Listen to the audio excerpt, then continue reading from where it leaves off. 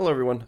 For some reason, the beginning of this kind of got really weird. My OBS kind of like chopped it out the middle of it. So unfortunately, we're joining game 2 against FF Freak, aka Brad Nelson. So we're down a game. The first one he just kind of smushed us. But I think I'm gonna keep this hand. He's playing a Bant. Like a ramp style strategy, a band tempo is how he labeled it, but it's kind of like a ramp strategy, which is neat. Lots of planeswalkers, so we boarded in like the Sorceress Spyglass. The Elspeth Conquers Death are obviously very, very great. Announcement received. Ooh, we apparently have an announcement on the thing here. Like debating on the Sorceress Spyglass now. Allows my mana to be open the next couple of turns. I think this either just wants to name Nissa or Tamio.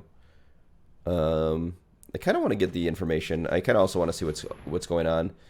This obviously makes it so that he has to activate Fable Passage, or I'll just name that.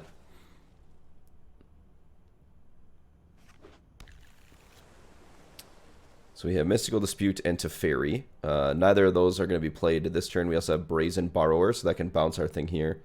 I'm just going to go ahead and name Tamio. Collector of Tales, I believe, is the card. All right, I'm just going to make sure. I can use his deck list over here to make sure. Yes. Right.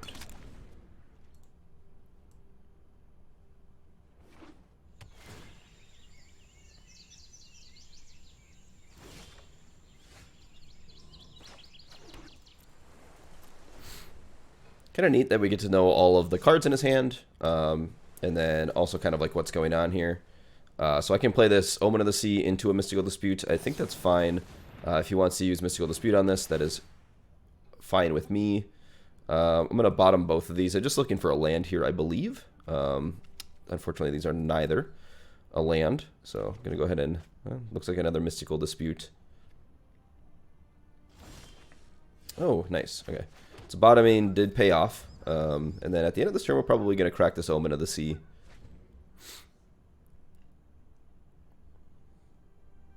Here, if he likes, he can shock in this Temple Garden and play Teferi with a blue open.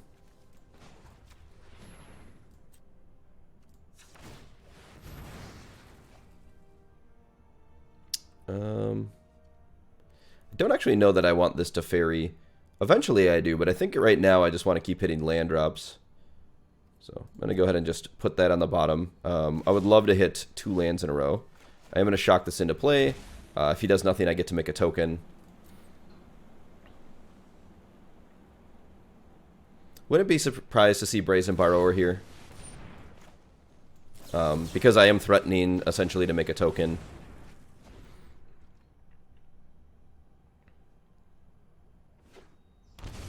I'd expect Teferi here as well. And I'm going to go ahead and Mystical Dispute the Teferi. I expect him to Mystical Dispute back, and then I'll Mystical Dispute again. Okay, I guess this is being saved for something a little better, I suppose. If I go Narset, he Mystical Disputes. Do I want to Mystical Dispute back? Do I want to fight? Probably want to fight. But I also probably don't want to do this yet. Alright, I'm just going to pass the turn.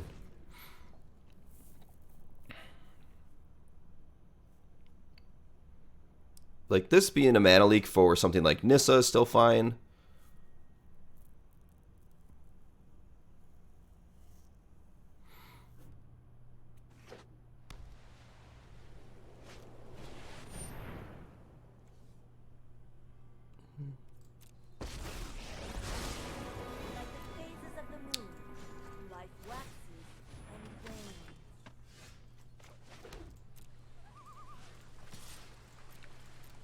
Still going to attack the Tamio, because eventually the Sorcerer's Spyglass will most likely leave the table.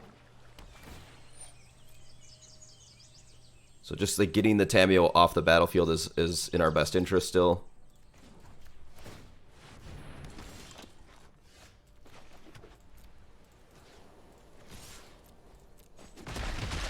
Do not harm my scrolls. Eventually we're going to be able to cast this. I kind of want them to commit more mana before I cast the Narset.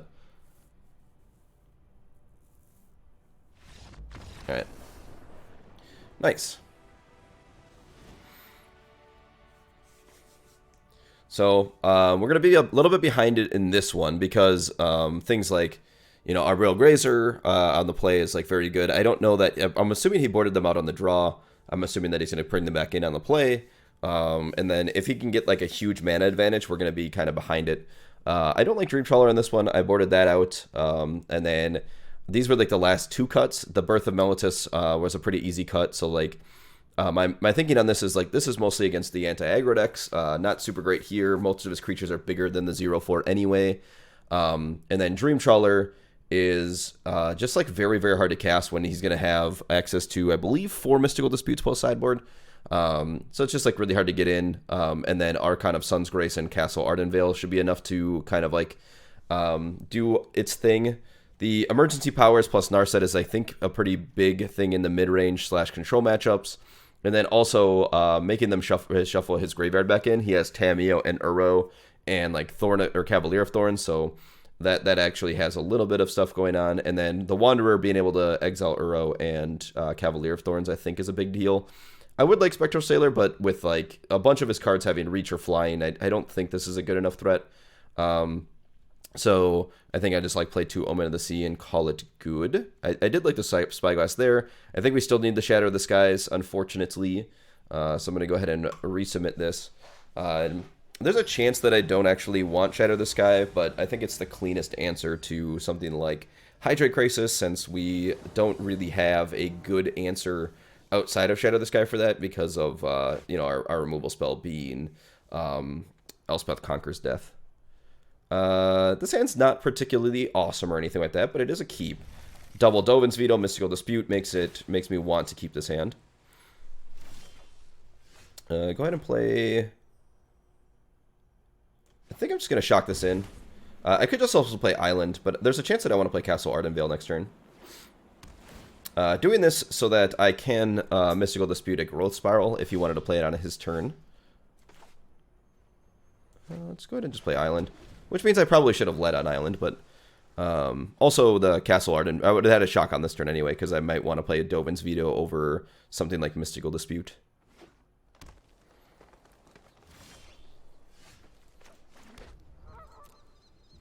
Definitely don't want to just slam Teferi here.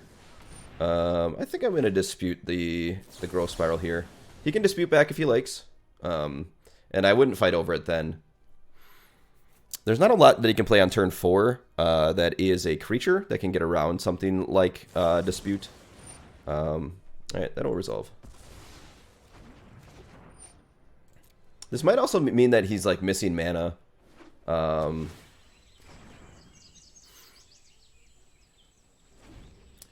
We get punished by something like a Cavalier of Thorns here.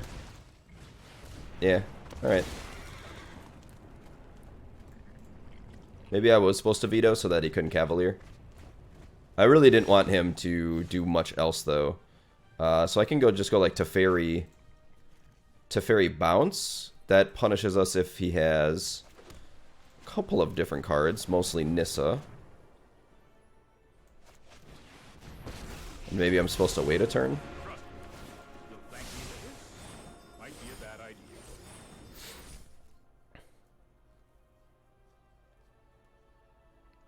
The Field of Ruin being kind of awkward here. I think it's like needed to be able to beat like in the mirror, being able to essentially make it so that you can get rid of like Castle Ardenvales or Castle the blue castles. But as it is right now, it is pretty awkward.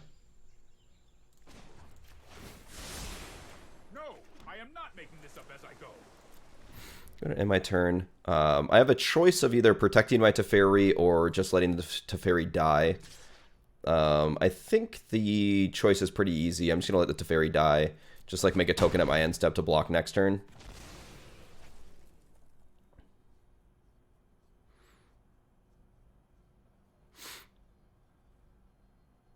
This also sets us up for like drawing a Narset or something like that in the coming turns. It does let him know that we have something to do with our mana, though. But if we can find a way to deal with the Cavalier of Thorns, I feel pretty well situated. We're looking for like Elspeth Conquers Death or the like. But probably can't play it for a couple of turns.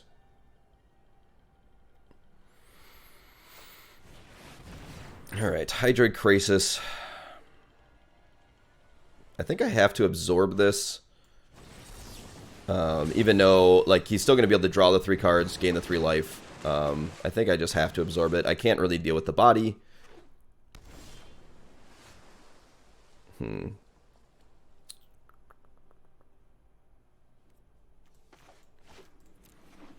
unfortunately, we're going to play this and just pass.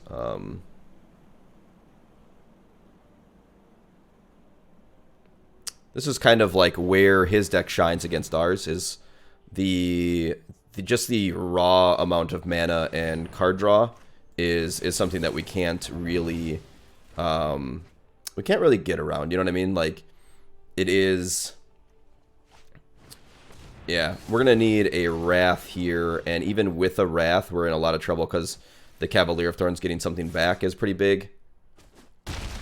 So we need to shatter this guy here more than likely.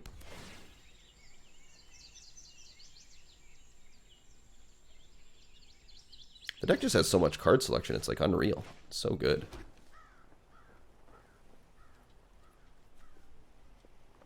Alright, so put something in the bottom. Block here. I think I just have to play Narset and look for the Wrath. If I do Wrath, what is he going to get back? He's going to get back Hydroid Krasis most likely. And then Hydroid Krasis for a bunch. Or no, wait, because I'll have a Narset in play, so he won't be able to Hydroid Krasis. What will he get back? Maybe Tameo? But I think this is one of our only ways out of this.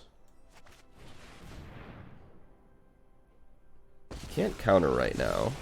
If you wish to surrender now, keep an open mind. That's pretty brutal. Alright. Well, we're at 1, or we're at 6. I would assume 6, because I would assume that this, or one of these will attack the Narset. Just want to absorb. I think I just like want to veto. Or do I even care? Yeah, I guess I care. Alright, I guess I will veto. That way I can't get it countered. Because like if I absorb and then they counter back, then I'm like in a bad spot. Could play another Elspeth Conquers Death. That'd be bad for us. No. Alright. Good game. The land shall conquer you. Yeah, and that's just kind of like what I was talking about with this deck. I think Brad just got a huge mana advantage, and with that huge mana advantage, he could just he just cast literally 2 5-mana spells. So I mean, like, we just didn't have enough going on to be able to come back. So anyway, hopefully I'll have all of round 2 recorded. But once again, thank you all for watching, and yeah, we'll see you next round.